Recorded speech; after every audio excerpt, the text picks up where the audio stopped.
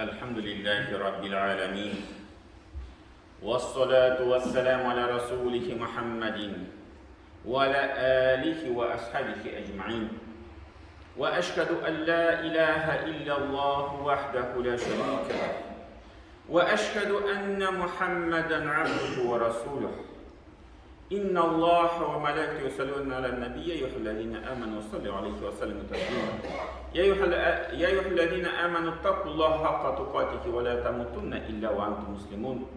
Bütün dünyalarını, bütün alemlerini yoktan var düşüyor Allah Subhanahu wa Ta'ala hamd sanız bulsun. İki dünyaya rahmet bulacağımız Peygamberimiz sallallahu aleyhi ve sellem'e көңіл төләбінен шыққан салауат шәрифләріміз ирешсін. Һәм бу изге җомга көннәрендә җомга намазына җыелган барча дин кардәшләребезгә Аллаһ Тәгалә рәхмәтләре булсын. Җәмәгать, Аллаһ Тәгалә безгә Коръән Кәрим индерде. Коръән Кәримдә 114 сүрә бар. Һәм шул 114 сүрәнең Тәүбә сүрәсеннән башка һәрбер сүрә Бисмиллаһир-рахманир-рахим сүзе белән башлана. Allah Teala'nın ismi bilen başlana, hem şul Allah Teala bilen ismi bilen başlaganda sıfatlara Er-Rahman, Er-Rahim, rahmet diyen sıfatından çıkan sözler. Hem bu nəsə bizə kürsətə cəmaət, mənə bu rahmet diyen sıfat, o İslam dininin asıl sıfatı. Rahmetlik, yumuşaklık o asıl sıfatı. Çünkü Allah Teala o sözünü bütün şeyde başlarga mümkün idi. Mesela Bismillahirrahmanirrahim. Allah Teala'nın büyük ismi var, azim. Ya ki Bismillahirrahmanirkebir bulurga mümkün.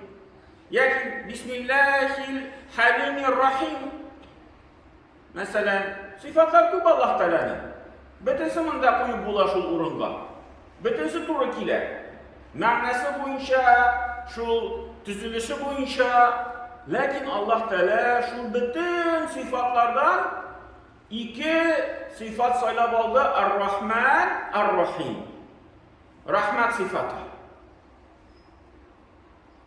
Hem Kur'an'da da ma'nasını korasak, şu rahmet sıfatı türlü tamirları bilen 315 tapkır Kur'an'da iske alınır.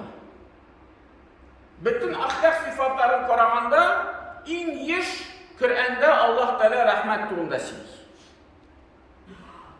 İkinci derecede var şunun sıfat sıdıq, dürüstlük, doğruluk.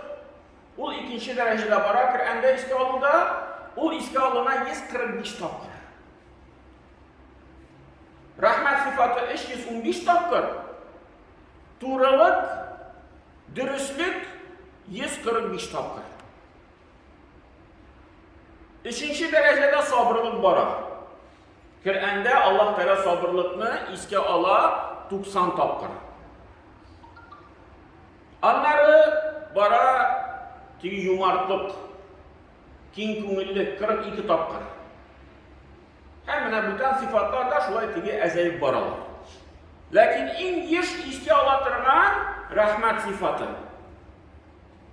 Çünkü bugünkü gündə cəmaət şulay bir məclisə ləkkanın baş yaşıb gitke şimdilərə siləgəndə şundi fikir aytıldı. Mənə haman nəşiddə siliylə rəhmətlik turunda, yumşaqlıq turunda. Lakin kişi yumşaqlıqını bugünkü gündə anlamıyor. Mangayğana bilip sığı birsən de anlıyor. Mangayğa bilməsən de anlamıyor. Hər bütün şey bunu deyib aytıb bu ya. Kişi. Bu indi cəmaət dürüst fikir tügür. Mənə İslam dini bizni şulay iletəyikən, Kur'an şulay iletəyikən, biz bir neçikdə andi fikir tuta almayız. Mənə kişilərə qatıra bulurğa kirək, Allah şundigina tilini anlayırlar, şundigina sözünü anlayırlar, Allah etirgə dürüst tügür. O bizning fikrimizni, o bizning qarashimizni. Lakin cəmaət onun təcrübəsini qarasan, onun təcrübəsi yaxşı nəticəsi tügül, qatılıq bilən kişilərdən işləşsin. Onun nəticəsi var bir kirilik bilən siyan qayda, naşarlıq bilən siyan qayda. Əgər bir neçə vaxtqa yiyib qoyasın o kişini, bir neçə vaxt ol, anda sabır ite, Lakin onların nəticəsi onun bir neçə vaxtdan sonra girişi şəkilib çıxacaq. Çin patişləşkən kişi bilan usub gitə dərəcəsi onun. Usindən istinrək olur. Onlar usin axata eytə başlayır. Cəndə onun tüyü bir mümkünçilik bulsa sinə doğrudan tüyü naşarlıq bir astartın artdan kilip naşarlıq qılıb yasab qoyar. Əsin onu bilə qatıl bilən siləşdir. Mənə min dürüst işliyim deyib. Yox, qalay deməyəcəm mən. İslam dininin asıl sıfatı rəhmətlik, yumşaqlıq bulur. Həm Allah Teala şunun turunda nəsə dikir, əndə Peyğəmbərimizə sallallahu aleyhi ve sellem müracaat edib فَبِمَا رَحْمَةٍ مِنَ اللّٰهِ لِنْتَ لَهُمْ Allah Teala'nın rəhməti bilən Allah Teala'ya rəhmət birdir. Həm şu Allah Teala rəhməti bilən senin künülün onlara qarata yumşaq buldu. Peyğəmbərimiz ayırmadı anda bu kəfir kişi, bu benim dostum, bu anda Yahud kişisi, yox, ayırmadı Peyğəmbərimiz. Bugün gündə gençler ayırırlar. Mənə anda bütün din kişisine, anda bir şu ahlul kitap kişisine bizge diyor katı bulurga gerek. Biz onlarga diyor aşağılıp kalırga tiyiş. Onlar adaşkan kişiler. Biz onlarga şimdi bir tübençilik bilen onlarını diyor tutabız. Allah bizden korkup dursunlar deyip sileşip dururlar yaşlar. O İslam dini deyip əlisidirlər. Onlara hazretlerine kayıtlık koyarlar. Mənə siz hazretler haman yumşaklık turunda silirsiniz. Əminə yox, alay dürüstünün patı bulurga gerek. Yox cəmaət, patı bulurga gerek mi? Allah Teala eytər, əgər dedi şundansın, sen onlara yumşak buldun, əgər də sen onlara patı yürekli bulsaydı, əgər Peyğəmbərə bir patı naşarlıklar kıldılar, bir patı avlıklar kıldılar, hatını vafat buldu, abisi vafat buldu, bütün bu ağırlıklar sabır etti, uterge ama taştılar. Lakin Peyğəmbərimiz qatı künüllü, qatı yürekli bulmadı. Mümkünçilik var idi Məkkəni aşqanda, Məkkəyə kiliyəndə. Uşaqlarga mümkünçilik var idi, kursunlar deyib Müslümanlardan. Lakin o bitinsin qafu etdi. La nufaddu min havli. Allah deyib, senin yanından qaşıb bitirlər idi. Bir kimsenin yanında qalmasıydı, əgər də sen qatı künüllü bulsaydı. Hem Peyğəmbərimiz sallallahu aleyhi ve sellem əli kişilərə qaratağına tüyel, küp hadisler şu hayvanlarga, qışlarga, kichkina qırmızıqlarga qarata bizni yumşaqlıqqa chaqirdi. Bir hadisdə Peyğəmbər nəsə dedi? Əgər də kim bir kichkina şıpşıqni aşulanıb, aşuv kilib o'tirsaydi, kıyamet günü kilgeç, bu şıpşıp değil, Allah da yanına kilip, tavuş kutarır, hem aytır, ya Rabbim, falan kişi beni aşulanıp bitirdi. Bir mindiki fayda işi bitirmedi, aşulanıp beni bitirdi. Ondan uşal, Allah Teala aytır bu şıpşıkka. Şu kişkine bir iş, ul da günah bulup yazılır. Əli alayına tügül Peyğəmbərimiz sallallahu aleyhi ve sellem bizni tügü jirini yaratırğa misal göstərdi.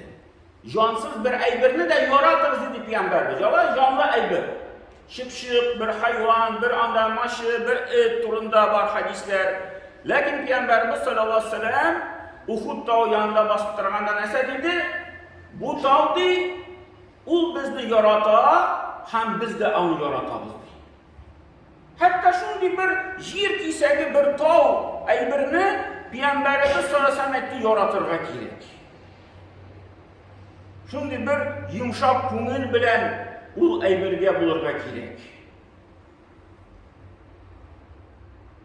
Hem Peyğəmbərimiz sallallahu aleyhi ve sellem nəsə dedi? Mən ləm yerhəm, la yurhəm. Kim yumşaqlıq göstərməsə, şuna bir yumşaqlıq bulmaz.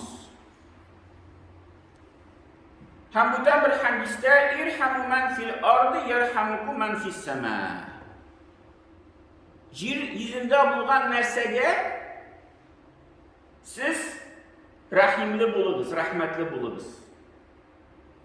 Hem sizgə Күктә булган кемнәр сезгә булыр рәхимле? Һәм инде менә монда җәмәгать безгә шул Аллаһ Тәгаләнең рәхмәтен истә тотып, Бисмиллаһир-рахманир-рахим, Аллаһ та рәхмәтле һәм рәхимле. Һәм без шул сифатка ирешер өчен бездән менә шул сифат чыгарга тиеш. Biz de şul sıfatka layıklı bulurga tiyiş. Eğer de biz layıklı bulabız, Allah Teala bizge şul rahmetin iriştire. Eğer de biz asıl var iskermeler, paşam hatıra bulurga kirek, düşmanlar kilgende, bütün bir katılık var mı diye işraklar. Müslüman her vakitte tiyimşak bulalmıyor, her bizde kişiler. Lakin o iskerme cemaat, o iskerme. Onun şu iskermeni kullanır için, katılıkını kullanır için bir zor bir sebep bulurga tiyiş. Yumuşaklık bu asıl. Yumuşaklıkını kullanır için bir sebep gerekmiyor Müslüman kişiye. Bugün de biz bu iki ma'nani almashtırıp koyup mataşamız. Aytariz, Müslüman kişi onun asılı katılık bulurga tiyiş. O kavide bulurga tiyiş. Biz eğer de kişi falan bulsa, şanlagan bulsa, namaz okumagan bulsa, uraza tutmagan bulsa, şartlar kuyabız, biz aytariz, o bulmasa biz katı bulamız. Bizge rahmetli bulur için bu günde biz sebep izleyimiz. Niçin bu kişiye rahmetli bulurga tiyiş? Rahimli bulurga tiyiş, yumuşak bulurga tiyiş. O namaz okuyup, alaysa min rahimli bulam. Sebep taptık da rahimli bulamız. O benim kurşu, alaysa min rahimli bulam. O benim tuğanım, alaysa min rahimli bulam. O benim dostum, alaysa min rahimli bulam. Anda dost kim bulsa da, o benim dostum rahimli bulam. Lakin katılık için sebep izlemiyor o kişi. Yok, min Müslüman, min katı bulam. Kişilerge katı verirler. Mındi süz katı ayten. Yok cemaat alaytmıyor. Kirisinçe. Rahimli bulur için sebep kirek mi? Emine katılık bulgan için sebep kirek. Üzülüne sırav bilirge kirek. Niçin min bu kişiye katı ayten? Niçin min bu kişiye katı müracaat iten? Emine şu sebep var iken alaysa bulanıp. Sebep izlerge kirek her vakitte. Mine o vakitte biz asılını ötegen kişiler bulamız. Bulay asılını almıştırga yaramıyor. Katılık için sebep izlemiyoruz. Yumuşaklık için sebep izlep mataşarız. Hem o vakitte cemaat asılını diriz ittirip kullangaç, biz Allah Teala'nın rahmetine irişe alabız. Hem Peygamber sallallahu aleyhi ve sellem bir hadisine dedi onun tuğunda dirislikte Allah Teala deyip, jir bilen kukni yaratkanda şu künni 100 derece 100 ölüş rahmet yarattı diye. Her bir ölüş bir rahmetin ölüşü jir bilen kuk arasında bulgan kibik. Şundilarını Allah Teala 100'ni yarattı. Şundi ölüşlerini. Yuktan var etti. Anları di şunun bir ölüşün 100'den bir ölüşün Allah Teala jir yüzüne urnaştırdı. Jirge yiberdi. Hem şunu bilendi, eni kişi özünün balasına, şu 100'den bir ölüş bilen eni kişi özünün balasına rahimli bular. Hem yırtmış hayvanlar da değil, şulay özlerinin balalarına rahimli bulalar. Hem şulay değil, bütün kuşlar da özlerinin balalarına şu rahimli bulalar. Mine koşan jir yüzünde biz urnaştık, kıyamet günü haklı şu bir rahimlik sıfatı, ölüşü, toralgan, şunu bilen faydalanamız. Anlar idi Peygamberimiz sallallahu aleyhi ve sellem aytdı, kıyamet günü başlangaç, şu kalgan 99 ölüşünü Allah Teala tuturup koyar. Bir ölüşünü bu dünyaya kaldırdı, 99 ölüşünü Allah Teala kıyamet gününe kaldırdı. Haşan biz Allah Teala karşına basıp özümüz günahlarımız için cevap bire başlayırız. Hemen şunda Allah Teala bu şu Yoktan dünyanı var iken de yaratılgan ilişlerini kıyamet günde faydalana başladı. 99 ilişni. Bizni cehennemde kırpması için, bizni imanlı kişilerini cennetli kılır için, hem şu rahmetke 99 iliş rahmetine ilişir için, mine bu dünyada cemaat, mine bu bir ilişlik rahmetin turmuşumuzga, kümülümüzge kürtürge gerek. Asıl turmuş, asıl bizning şu ko'rsatkich biz İslam dinini dürüst tutamiz, yo'qmi? Mana bizning yumshoqligimiz. Agar biz yumshoq kishilarni qayg'urtamiz, ularning turmushini qayg'urtamiz, ularning iymonini qayg'urtamiz, iymonsiz kishilarning, u vaqtda biz dinni dürüst tutamiz. U vaqtda biz şu Allohning rahmatine erishishga mumkin. Agar da biz şu qotillik birinchi o'ringa qo'yamiz, kishilarga qotillik bilan qaraymiz, bütün kishini tigi g'aybli boshlaymiz, sen cehennemga kirashaksin, namoz o'qimaysan, ro'za tutmaysan deb bir qayg'urtmisha hukm chiqaramizda shu kishiga shulay qotillik bilan murojaat etamiz. U vaqtda jamoat biz Allohning rahmatine erishmasga mumkin. Şuna göre bu aybirni esda tutib, hamda Alloh taolaning shu qo'shgan aybirlarini Bismillahirrohmanirrohim deb aytib, ma'nosini anlab, shu rahimlik bilan, rahmatlik bilan o'zlarimizning ishlarimizni qilib, hamda jamoat bugun bizning Alloh bilsa akşam namozundan so'ng yangi yil boshlana, islom dini bo'yicha hijriy yil bo'yicha 1444-yil boshlana. Şimdi o bizim Muharram ayı bilen başlanan Muharram ayı o şulup haram aylarının bir ayı. Hem indi biz ayrılışa şu Muharram ayında ibadetler kılıp, ayrılışa indi günahlardan saklanıp, indi ayrılışa şu ay Muharram ayına ihtibar ederiz.